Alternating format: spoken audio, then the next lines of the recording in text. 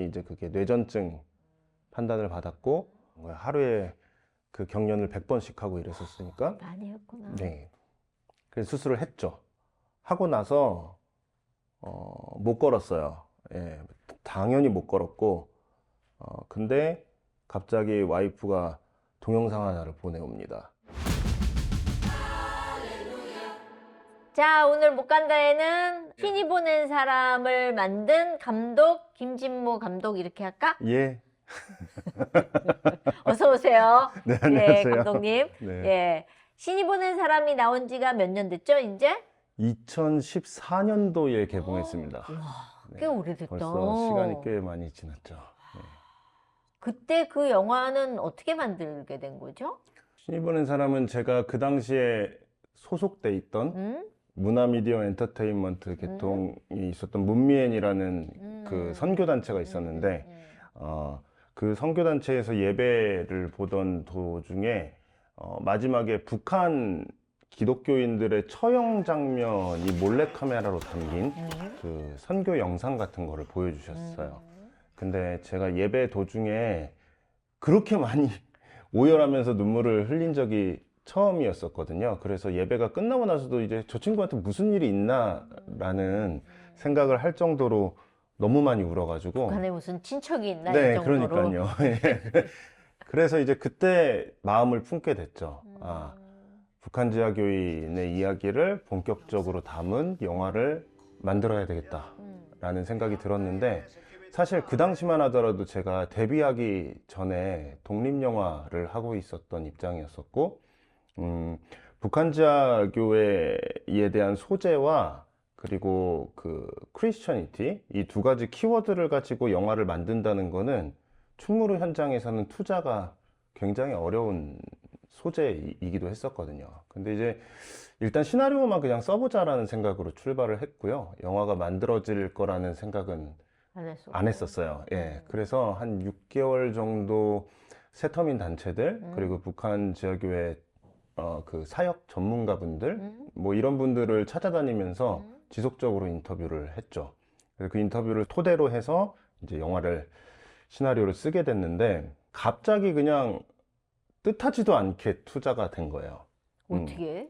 소문이 났나? 네, 그래서 뭐 아름아름 이제 주변의 분들한테 이제 지하교회 영화를 찍으려는 친구가 있다 이 얘기가 이제 전달이 됐고 한 그 제작자분께서 시나리오를 읽고 영화를 만들어 보고 싶다라고 하셔서 그렇게 투자가 이루어지게 됐어요. 근데 이제 영화를 처음에 만들 때는 뭐랄까 이게 극장에서 뭐 많은 관객들을 만날 수 있을까에 대한 의문도 있었고요. 그치. 네. 그리고 제작비도 당연히 그 한국 기독교 영화계의 이제 그 파이가 되게 작잖아요. 그쵸. 그러니까 금액도 되게 작았고. 그래서 결국에는 이제 뼈를 갈아넣는 시도를 할 수밖에 없었고요. 굉장히 타이트한 촬영 일정과 그리고 많은 크리스천 배우분들과의 접촉, 그래서 캐스팅 이런 것들을 난항을 많이 겪었기는 했지만 결국 궁극적으로는 뭐 완성이 돼서 개봉을 하게 된 거죠. 네. 그래서 몇만 들었지? 공식 집계로는 42만 들었어요. 그렇게 될 거라고 생각 못 했는데. 못했죠. 이제 당시에는 독립예술 영화 혹은 뭐 저예산 영화 이런 영화들을 배급하는 배급 라인이 하나가 있고요. 그리고 우리가 흔히 극장에서 보는 영화들이 배급되는 배급 라인이 하나가 있어요. 근데 이쪽 첫 번째 라인을 타게 될 수밖에 없었는데 그 라인의 영화들은 흔히 5만이면은 대박 쳤다 그래요. 그럼. 네네네. 근데 그 연도에 만들어진 영화들 중에 300만이 터진 영화가 한 편이 있었어요. 뭐? 그게 니마 그 강을 건너지 마오라는 다큐멘터리였어요. 그리고 그 다음이 저희 거였었죠. 그래서 한동안 뭐 집사님 아시지만 지난 13년간 기독교 영화의 그 42만의 기록이 깨지지 않다가 킹 오브 킹스로 깨졌죠. 그러면 40몇만이 들었으면 원래 1집 가수가 히트가 되면 2집이 너무 고민이 되거든? 네. 엄청 고민되지 않아? 어때? 네. 왜냐면 더 터져야 된다는 부담감도 있을 거고. 네네네. 근데 이게요, 약간 그런 게 있는 것 같아요. 커밍아웃을 해버린 거예요. 입봉작으로 흔히. 예, 그러니까 기독교 영화인들이 일반 상업 영화 진영에서도 이렇게 크게 받아들여지지 않아요. 그러니까 좀 약간 트랙이 달라요. 라인이 달라요. 그래서 이분은 앞으로도 계속 기독교 영화를 찍게 될까? 그치. 네, 그런 생각도 좀 있었던 것 같고요. 그것도 일종의 편견이라면 편견, 선입견이라면 선입견일 수 있는데 그런 생각을 갖고 있지는 않았었고요. 좀 다양한 소재들을 다루되 아까도 말씀드렸던 저의 기조를 가지고 영화 안에 직접적으로 기독교의 소재를 다루는 영화를 만들지 않더라도 자연스럽게 크리스천리티가 녹아들 수 있는 영화를 해야 되겠다라는 생각으로 계속 접근을 했었죠. 네. 원래 그렇게 벨났어? 예수 믿고? 응? 원래 그랬어? 아니면 어느 날 변한 거야? 뭐 하늘에서 뭐 진짜 사울이 바울 된 것처럼 뭔가 충격이 있어서 어떻게 돼서 지금 이 지경까지 왔어? 집사님 때문에? 나가? 어렸을 때부터 이제 그 모태신앙? 모태신앙. 아, 네. 그거는 모태구나. 맞습니다. 예. 그리고 저희 부모님은 뭐 지금도 저희 아버지는 30년 넘게 새벽 기도를 하루도 안 쉰 분이고 아버지는 되게 가정적인 분이었어요. 그래서 어렸을 때는 지금 이런 얘기가 좀 부끄럽긴 한데 썬데이 크리스천이잖아요. 그래서 어떤 짓까지 했냐면 제가 동생을 교회에 보내요. 동생은 되게 착실했거든요. 그럼 이제 10대 시절에 보내서 주보를 가져오라 그래요. 그래서 동생이 이제 주보를 가져오면 내가 갔다 온 것처럼? 네네네네.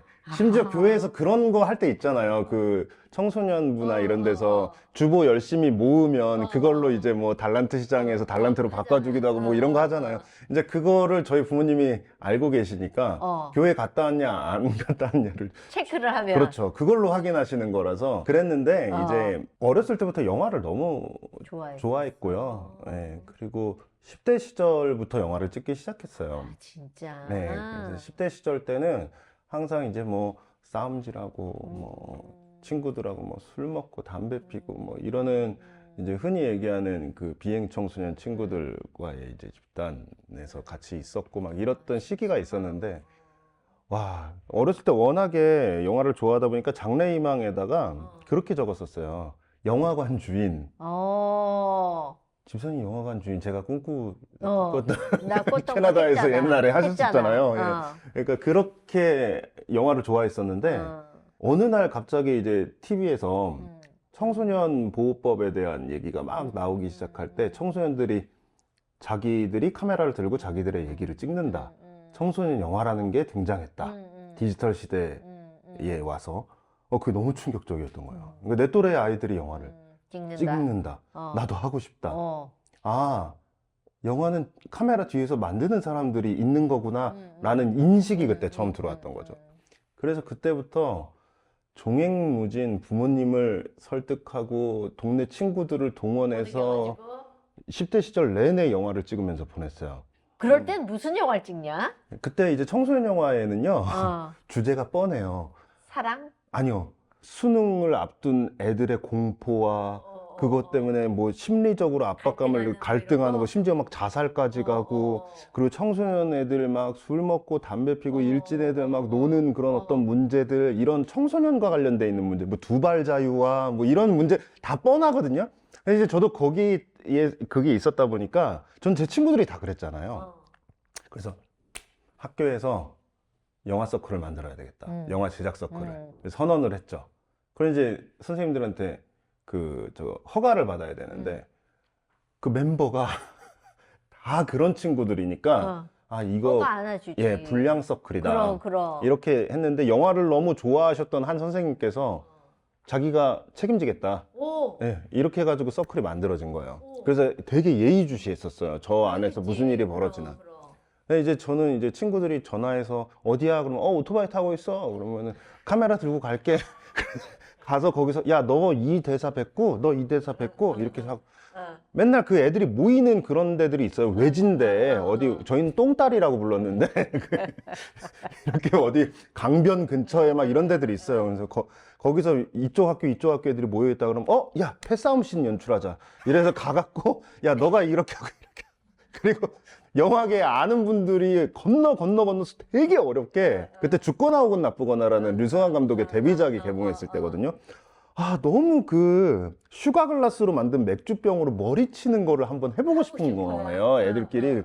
그걸 되게 어렵게 구했어요. 두 개를.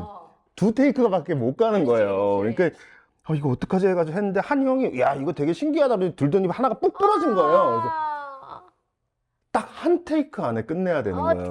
그래서 그때 그 강제적으로 동선을 짜고 배우 블로킹부터 카메라 워크에 대한 거를 혼자 막 구상을 한 거죠. 어린 나이에. 찍었어요. 그래서 그럴싸하게 나온 거예요. 그래서 그 10대 청소년들이 갖고 있었던 그때의 방황에 대한 이야기를 34분짜리 단편 영화로 만들게 된 거예요. 근데 이제 그걸 학교 축제 때 첫 상영을 딱 하는데 저희가 표를 1,000원씩 받고 팔았거든요. 700명이 넘게 온 거예요. 대박이 났어요. 대박 났네. 학교에서. 그래서 결국엔 교장 선생님까지 보러 오시게 되고 야 관객들이 막 다 좋아하고 막 되게 조악한 영화였는데도 자기들 얘기니까 그리고 자기가 출연하니까 근데 그때 그런 생각이 들었어요. 아, 이야기는 어디에나 있다 하는 이야기를 통해서 사람들과 이렇게 소통하고 누군가의 이야기를 알리고 감동적인 모먼트를 함께 공유하는 그런 일을 하는 거구나. 영화 감독이라는 거는. 그때 그걸 알게 된 거예요. 예, 부모님도 일찍 깨달았다. 아버지가 굉장히 군인이셔가지고 보수적이셨음에도 불구하고 그때 제가 영화를 찍는 걸 막지 않으셨고요.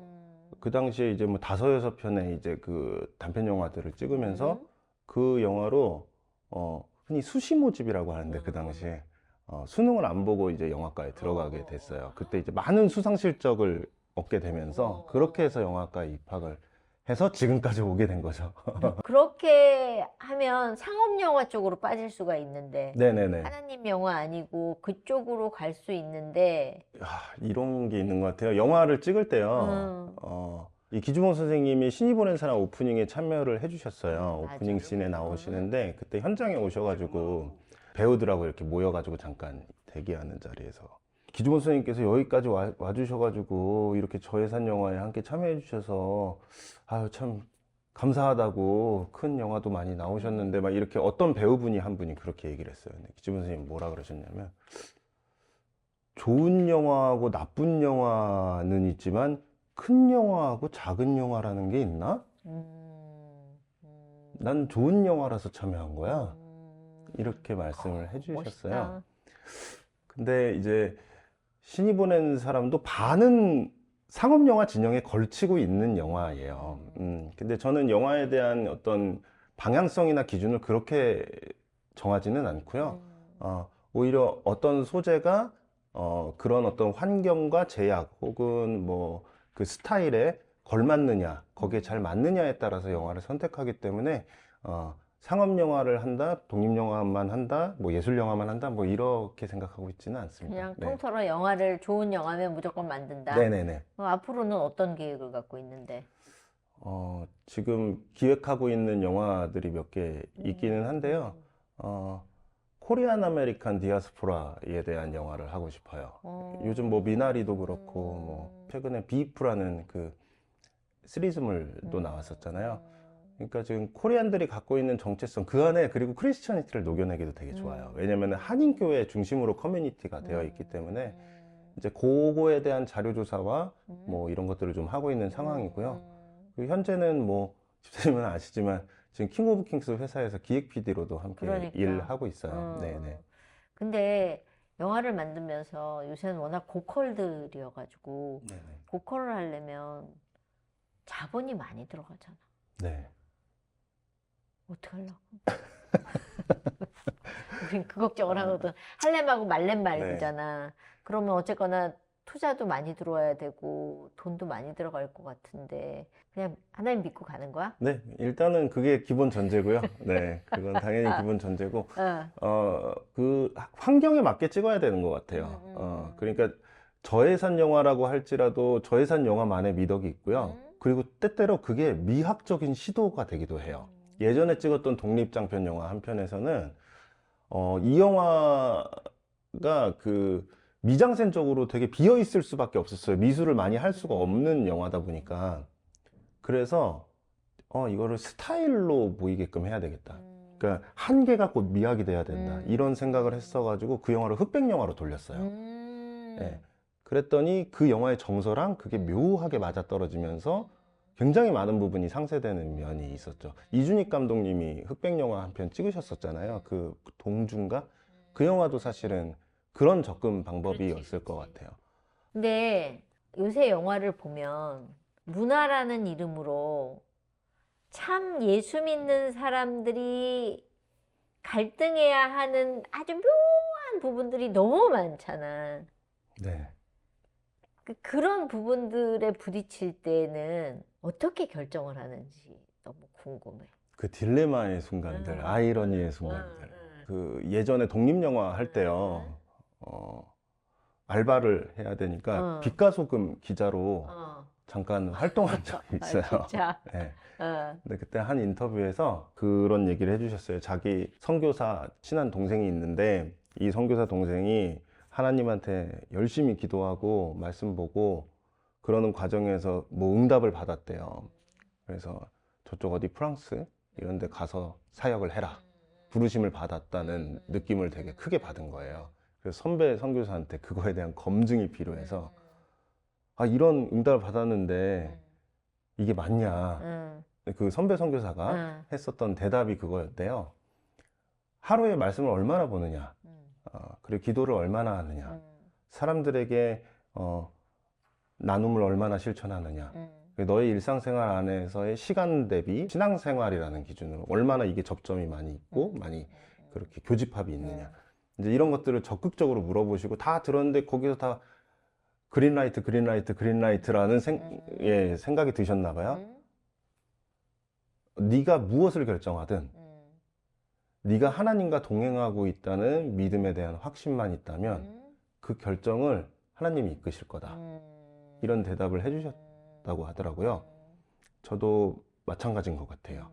예, 그러니까 그런 갈등이 있을 때 제일 먼저 우선적으로 점검해야 되는 것은 제가 지금 일상 안에서 하나님과 얼마나 동행하는 삶을 살고 있는지에 대한 제 자신의 어떤 확신을 갖는 것, 그리고 거기에 대한 믿음을 갖는 것, 이게 훨씬 더 중요하지 않을까 싶어요. 그러면은 제가 어떤 선택을 하든 그 선택 안에 하나님이 동행하실 거니까요. 지금 어쨌거나 개인적으로는 김진무라는 사람을 통해서 하나님이 진무의 일상을 스토리로 써가고 계시는데 결혼한 지 지금 몇 년 됐지? 14년 차. 네. 좋아? 네, 좋습니다. 네. 이상한데 아직도 좋으면? 너무 좋더라. 14년이 됐는데도 참 둘이 어떻게 된 거야? 와이프를 잘 만난 거야? 와이프가 진무를 잘 만난 거야? 제가 의도적으로 좀 멋있게 얘기하려고 하는 그 맨날 쓰는 말이 있어요. 저는 제 인생의 운을 와이프를 만났는데 다 썼습니다. 그 정도야? 네, 오. 그렇게 생각합니다. 사실 그 문미의 선교단체에서 와이프랑 만나게 됐는데 어떻게 만났어? 단체가 꽤 컸는데? 네, 근데 그 단체 안에서 와이프가 영상팀을 하고 있었어요. 영상팀 리더였는데 거기에 이제 좀 뭐 편집이라든지 촬영이라든지 이런 전문가들이 있었던 게 아니고 와이프는 심지어 배우잖아요. 그렇지. 그리고 뭐 KBS 공채고 근데 배우예요, 와이프가. 예뻐요. 예. 키도 커요. 네. 그래서 이제 그 혼자 어디서 어설프게 배운 이제 편집 프로그램 이런 걸로 어렵게 하고 있어가지고 목사님이 저를 거기다 붙이셨어요. 제가 들어오고 나서. 그래서 시작이 됐는데 자연스럽게 저한테 이제 그렇지, 편안해지고. 예, 편안해지고 호감도 얻게 되고 이렇게 되면서 연애를 시작하게 된 거예요. 그러니까 배울 거리가 있는 사람이니까 더 기대는 게 컸겠지. 네네. 응. 근데 저는 와이프한테 되게 신기했던 게 일단은 된장녀하고는 거리가 멀고요. 그래, 그래. 그리고 너무 진심 말곤 가진 게 아무것도 없는 사람. 너무 예뻐. 너무 사랑스러워. 그거밖에 없어요. 진심 말고는 아무것도 없어요. 그리고 하나님 일이라면 앞뒤 안 가리고 물불을 안 가리는 사람. 그런데도 둘이 참 알콩달콩 그렇게 하나님의 일을 열심히 하는 거 보면서 사실은 우리가 몇 년 전으로 거슬러 가면 힘든 일이 있었던 그 시간, 음. 응. 그 시간이 결혼하고 몇 년 지나서였지? 아이가 몇 살 때였지? 아이가 한 3, 4살쯤 됐던 것 벌써 같아요. 그렇게 예. 시간이 시간이 많이 지났나? 지났어요. 예. 진짜 빠르다. 예, 그때 참 힘들었죠. 뭐 잘 아시고 또 저희 와이프 뭐 간증도 뭐 많이 나가고 했지만 나가니까 남편의 입으로 들어본 적은 한 번도 없는 것 같아. 네. 아빠의 입장에서 좀 얘기를 듣고 싶었어. 제가 집에서 글을 쓰고 있는데 음, 갑자기 유치원에서 전화가 왔어요. 근데 애가 이상하다고 갑자기 쓰러져서 이제 발작을 하면서 일어나지 않는다. 이제 그래서 그냥 버선발에 막 달려갔죠. 갔더니 애가 누워 있는데 뭐 이렇게 경련을 막 하고 있었어요. 그러다가 멈추고 또 기절해 있고 다시 경련하고. 알고 보니 이제 병원에 갔더니 이제 그게 뇌전증 판단을 받았고, 뇌전증이 발병을 하고 나서 그동안 몇 년간 계속 약을 투여하면서 고생을 했었죠. 와이프가 특히 고생했고요. 병원 생활 진짜 많이 했었는데, 그 당시에 저희 와이프가 하느님 원망도 진짜 많이 했고요. 왜냐면 물론 그것도 자기 기준이지만 저희 기준 안에서 정말 신앙적으로 올바로 서려고 노력했었던 시간들이 있었고, 그리고 그렇게 살고자 했던 시간들이 있었는데 왜 결과적으로 이런 이런 일이 일이 생기나. 또 생기게 되는가 하는 게 있었고, 이게요, 그 하나님의 타임라인이라는 게 참 신기한 게 복합적으로 이제 멀티 채널로 작용하는 거예요. 그러니까 그 시기하고 딱 겹쳐 있었던 게 제가 굉장히 큰 영화를 준비하고 있었어요. 그리고 거기에 거의 몰입한 시간이 한 2, 3년 됐었고, 큰 제작비에. 근데 이제 그 작품을 하는 시기랑 이게 딱 맞닥뜨린 거야. 맞닥뜨리게 된 거죠. 오히려 이쪽 제작진들은 되게 우려를 많이 했어요. 이제 나의 개인사가 이 작품에 문제가 문제가 생길까 봐. 될 거고 정신이 이제 왔다 갔다 할 테니까 그럼. 이제 거기에 대한 것도 되게 우려를 많이 표출하시던 시기였었죠. 그랬다가 병원 생활을 하는 과정에서 이상한 또 감동과 은혜가 있었습니다. 그거는 겪어본 사람만 아는데 어느 날 갑자기 아기를 이렇게 보고 있는데 계속 토해요. 약이 너무 독하니까. 그래서 막 토사물이 막 제 몸에 다 묻고 막 이럴 때도 있었는데 크리스마스 근방이었을 거예요.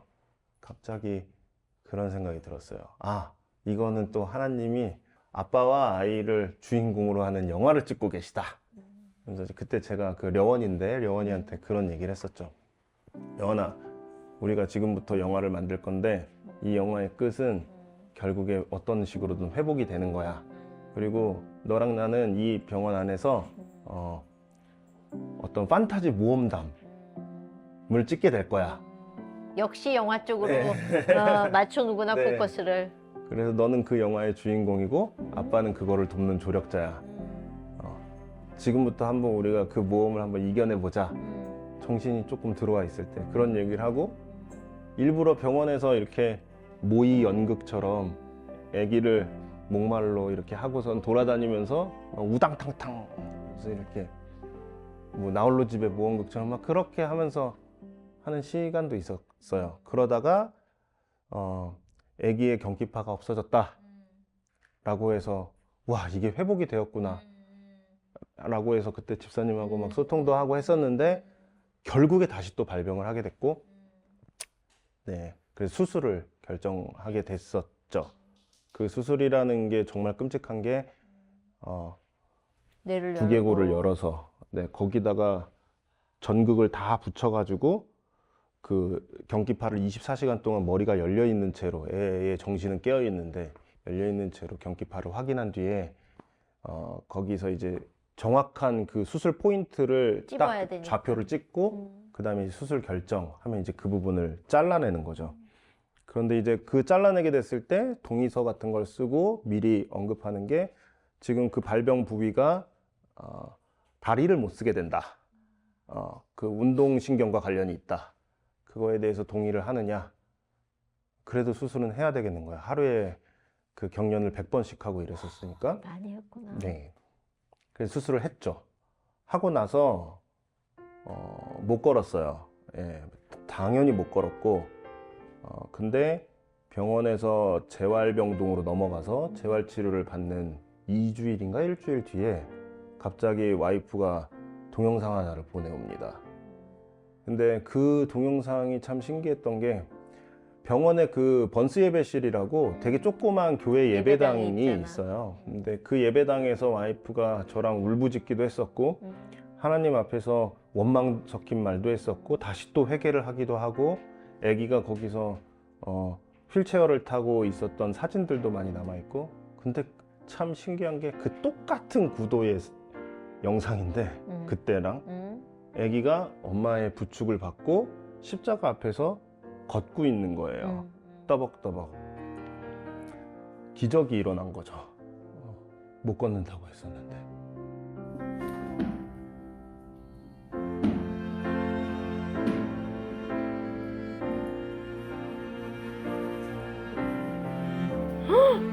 나 엄마 잡을래. 엄마 잡을 거야? 그리고 병원을 나오게 됐어요. 근데 이 나오는 과정에서 저는 와이프 얘기를 할 수밖에 없는 게 병원 안의 세계하고 담장 밖의 세계는 세계관이 아예 달라요. 이 안에 있는 엄마들은 막 1년 넘게 병원에서 계속 있었던 엄마들도 있었고 여기는 이들의 또 다른 우주예요. 그런데 거기 안에 저희 애만 바라보다가 나중에는 서로를 바라보게 되고 사실은 이 아이가 아픈 것만큼이나 그 가정의 부모들이 여기서 어떤 헌신을 하고 있는지의 모습들을 계속적으로 보게 된 거예요.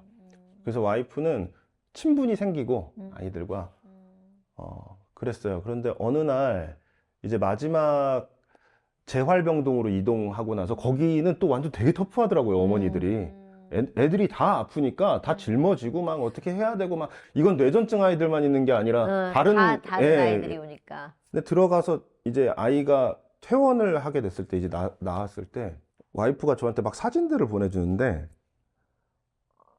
그 되게 우울해 보였던 그 내무반 같은 그 공동 병실의 엄마들하고 같이 머드팩 해가지고 막 웃으면서 사진 찍고 이런 것들을 중간마다 계속 보냈는데 코로나 시기여가지고 제가 그 병동 앞에서 기다리고 있었어요. 근데 어느 어머니가 쓱 이렇게 지나가시다 저를 딱 봐요. 그러더니 이렇게 다가오더니 려원이 아버님 되시죠? 이러는 거예요. 저는 본 적이 없어요. 와이프 때문에 알았겠죠? 아, 네. 그러니까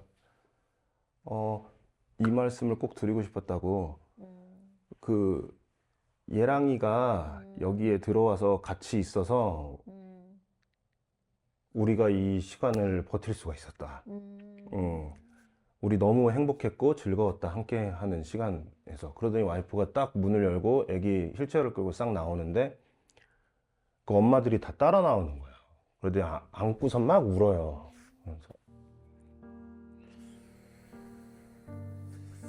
뭐랄까 공동체의 의미에 대한 거 그리고 그 정의에 대한 거 그리고 와이프의 그런 성품이 만들어내는 어떤 영향력들 이거를 직접적으로 목도하게 되면서 와이프는 또 나와서 굉장한 부채의식을 안고 있었어요. 왜 우리 애만 나왔을까? 이거에 대한 퀘스천을 계속 갖고 있어서 바로 이걸 실행하게 된 거예요. 그래서 지금 해피투게더부터 오디오 운동회 뭐 이렇게 하게 됐는데 하나님이 이 시간 동안 려원이와 우리를 통과하게 하시면서 결국에 지금 이런 공동체를 만들어내고 그 가운데 도움을 주시고 함께 해주시고 러닝메이트를 할 수 있게 집사님 같은 분도 보내주시고 그런 것 같아요. 그래서 참 저는 그런 생각이 들어요. 하나님이 스스로를 알파 오메가라고 말씀하시고 그리고 태초에로 시작하잖아요. 성경 말씀이. 그러니까 하나님한테 시간이라는 개념은 굉장히 중요한 것 같아요. 세상적인 기준에서는 모든 걸 다 인과로 생각해요. 이런 일이 벌어져서 이렇게. 이렇게 결과가 나와요. 근데 사실 크리스천의 삶에서 세상적인 기준의 인과는 중요하지 않은 것 같아요. 오히려 알파, 오메가, 시작과 끝, 그 중간 시간을 어떤 과정을 통해서 살아가는가가 훨씬 더 중요한 것 같다는 생각을 많이 하게 됐어요. 그래서 지금도 와이프랑 함께 뭐 사역도 하고 뭐 이렇게 공동체 생활도 하는 과정 안에서도 힘든 일 안에 놓여 있거나 혹은 자신이 왜 이렇게 됐을까에 대한 원인과 결과를 따지고 들고 그 문제 자체에 집중할 때마다 훨씬 더 떨어져서 그 시간이 만들어내는 이 과정을 하느님의 관점에서 우리가 어떻게 바라볼 것인가. 그러면 사실 그걸 되게 작은 단위로 거창한 게 아니라 일상 안에서의 어떤 작은 실천들과 작은 것들, 이게 훨씬 더 소소한 것들이 중요하다고 생각하기 때문에 그런 삶을 살고 싶어요. 네. 그러면 이제 아이들을 키우면서 어쨌거나 크리스찬 아버지로서의 가치관이 여기 새겨져 있어야 되잖아. 네네. 자식을 어떻게 키울 것인가에 대한 고민은 늘 있지 않아? 네, 늘 있습니다. 매번, 근데 그게요, 매번 달라져요. 그때 달라요? 애들의 관심사와 어, 어, 또 어. 애들이 갖고 있는 뭐 고민이라든지 이런 것들도 매번 달라지는 것 같아요. 네. 요새 워낙 아이들의 세상이 혼란스러운 세상이잖아. 네. 거기서 크리스찬 아이로 키우려면 우리 애들이 언젠가 한 얘기가 있거든. 엉엉 울면서 내가 트와일라이트를 못 본다. 왜냐하면 영상이 주는 힘이 있기 때문에 너희는 트와일라이트를 못 본다. 그랬더니 엄마 왜 다른 애들 교회 다니는 애들 다 봤는데 왜 우리만 못 봐요? 그래서 우리는 나시린처럼 살아야 된다. 구별된 삶을 산다. 이렇게 어쨌거나 하지 말아야 될 거라고 판단한 거에 대해서는 이제 결정을 해서 안 시키고 뭐 이러면서 살면서 많은 부대낌이 있었거든. 네네. 지금은 그 부대낌이 더 많을 것 같다라는 생각이 드는 거야. 이 세상이 너무 혼란스러운, 그러니까 너무 자연스럽게 악이 스며들었기 때문에 그런 걸 아이들한테는 어떻게 가르치고 있는지 너무 궁금해. 그것도 새 아이를 키워야 되는 아빠로서. 아, 그냥 개인적인 경우니까요. 대전제는 그건 것 같아요. 디지털의 외연을 갖고 있지만 세상이 사실은 심장은 아날로그거든요. 그렇지. 그러니까 우리가 이 코어를 잊지 않으면 결국에 나머지는 다 껍데기에 불과하다고 생각해요. 그러니까 툴과 도구인 거죠. 잘 이용하면 AI도 좋은 영향력을 끼치는 그렇지, 도구로 그렇지. 활용할 수 있고 잘못 이용하면 완전히 거기에 몰입하게 매이는 돼서 거니까. 그러니까 주부가 바뀌게 되는. 그럼. 그래서 아이들과 저는 가상 설정을 놓고선 이야기를 되게 많이 해요. 예. 막내는 저거 되게 좋아하거든요. 저랑 이불 뒤집어 쓰고 우주선 놀이라고 해갖고 매번 우주선으로 어디로 가야 되는 거예요. 그리고 이제 그 가야 되는 게 어디냐에 따라서 주제가 바뀌어요. 예, 그런 식으로 아이들이 되게 재미를 느낄 수 있게끔 해서 좀 이렇게 자연스럽게. 예, 자연스럽게 그렇게 인도하는 방식을 쓰는데 그러다 보니까 애들도 본인이 스토리텔러가 되고자 하는 마인드들이 많이 생겼는지 매일 그림 그리고 이렇게 하거든요. 그럼 이제 고럴 때마다 약간 이거는 조금 갔는데 이렇게 가면 안 되는데 라는 생각이 들면 이거 안 돼가 아니고 이 얘기를 다른 식의 얘기로 또 스토리텔링으로 트는 거죠. 길라잡이 역할을 하는 쪽으로 그렇게 생각하게끔 예, 하려고 노력합니다. 지금 려원이가 몇 살이지?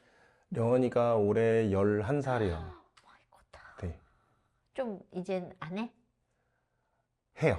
하는데 많은 사람들이 제일 궁금해하지. 네, 려원이가. 그거 항상 물어봅니다. 그렇지. 네. 하는데 제가 있나 없나 궁금해. 지금은 약으로 조절되는 수준이고요. 그리고 감사하네. 이거 머리 수술한 이후에 제일 달라진 게 자기가 할 거라는 걸 알아요. 그래서 항상 아빠 나 할 거 같아 딱 이렇게 얘기하고 움츠려 하면은 딱 눈 감고 한 10초 정도 있다가 됐어 이런 그러니까 자기가 그게 제어할 수 있게끔 여기에 와 있구나. 네네네 그게 이제 느낌이 오는 것 같아요. 그렇게 된다는 게 너무 신기한 그러네. 것 같아요. 그러네. 그런 거 있잖아요. 우리 영화 식스센스라는 영화 있잖아요. 그 결국에는 인간의 오감 외에 나머지 다른 감각에 대한 얘기잖아요. 근데 려원이는 머리 안에서 어떤 센스 하나가 제거됐어요, 지금. 그렇지. 근데 걷게 됐잖아요. 음, 근데 이게 인체의 신비가 음. 되게 신기한 게 사람이 어떤 감각기관 하나가 없어지면 다른 감각기관들이 그걸 도와서 마치 그게 부재한 것이 있는 것처럼 상황을 만들게끔 뇌가 기능을 하는 경우들이 있대요. 그러니까 결국에 려원이는 지금 다리를 움직일 수 없는 센스 하나가 없는데 꺼졌는데 이 센스를 나머지들이 도와서 채우는 거예요. 근데 저는 이게 되게 성경적으로 보이는 거예요. 어떻게? 그러니까 우리가 결국에 완전하게 걷게 되고 오감을 느끼면서 걸을 수 있는 지금 상황이 된다는 거는 우리가 각자가 갖고 있는 결핍이나 혹은 어떤 부족함이나 이런 것들이 완전해지는 것은 결국에는 공동체구나. 하나가 없어도 괜찮아. 우리가 있으니까. 그리고 하나님이 원하셨던 게 그거였구나. 두세 사람 모인 게 교회라는 얘기가 거기에 있는 거구나. 이런 생각을 하게 되는 거예요. 그러니까 그런 것들을 통해서도 영감을 받아요. 네. 엄마들 공동체 말고 아빠들 공동체도 만들어야 되겠다. 뭐 집사님이 하라면 아니야, 해야지. 내가 하라고. 왜냐하면 엄마들은 그런 걸 겪으면서 몸으로 부대끼면서 어쨌거나 와이프가 그런 걸 만들어서 자기네들끼리 해내지만 아빠들은 숨통이 없잖아. 네. 사실은. 네. 응. 알지 못하는 병에 걸리는 걸 잘못 이해해서 이혼하는 경우도 많죠. 있다고 들었거든. 네. 그러니까 아빠들 공동체가 만들어져야 되겠다라는 생각이 갑자기 들었어. 네. 좀 그런 것 같네요. 응, 생각해보니까. 응, 응. 네. 그건 진무 몫인데? 너무 바쁜가? 아니요, 뭐, 이렇게 공식적으로 유튜브 컨텐츠에서 이렇게 얘기를 하시면 제가 이거를 뭐. 안 해도 돼, 안 해도 돼, 안 해도 돼. 아니, 그냥 뭐, 갑자기 드는 네, 생각이 진짜 그랬었어. 기도해 보겠습니다. 그래, 방법은 그거밖에 없는 것 같아.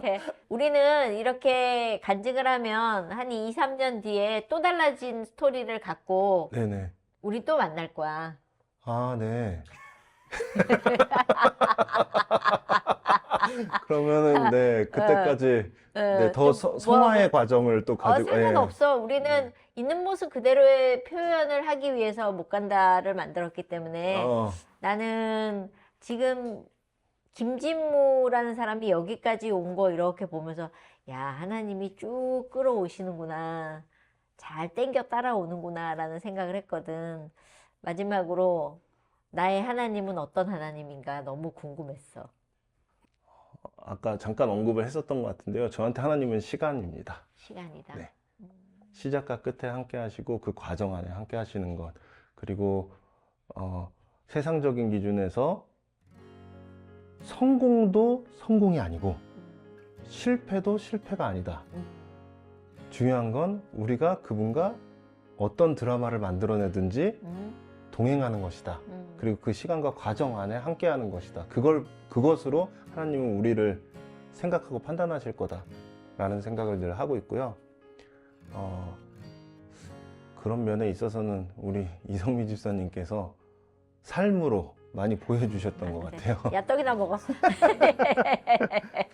너무 고생했고 나는 멋진 영화, 좋은 영화 또 한 편이 나와서 많은 사람들이 진무가 하는 영화는 저 안에서 보이지 않아도 향기가 나는구나, 그런 영화가 나올 거라고 믿어. 감사합니다. 화이팅! 감사합니다. 오늘 나와주셔서 감사합니다. 네, 감사합니다. 고생하셨어요. 네. 예.